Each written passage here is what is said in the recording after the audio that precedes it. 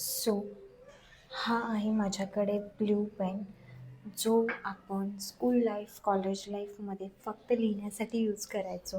As an artist मला खूप भारी वाटतं आहे की हा पेन मी एक स्केच ड्रॉ करायला यूज करणार आहे. सो आज फर्स्ट टाईम मी ह्या ब्ल्यू पेनने एक पोर्ट्रेट स्केच ड्रॉ करणार आहे. हास्य जत्रा फेम गौरव मोरे. सो त्याचा मी आज पोर्ट्रेट स्केच ड्रॉ करणार आहे ह्या ब्ल्यू पेनने. अँड माझं हे फर्स्ट टाईम पेनने ड्रॉ केलेलं आर्टवर्क कसं वाटतं हे मला कमेंटमध्ये नक्की सांगा. कारण करत राहायला पाहिजे, काही ना काहीतरी ट्रायआउट करत राहायला पाहिजे, काहीतरी वेगवेगळ्या संधी एक्सप्लोअर करत राहायला पाहिजे, काहीतरी शिकत राहायला पाहिजे. कारण येणारा काळ हा फक्त त्या लोकांना लक्षात ठेवेल जे लोकांनी रिस्क घेतली.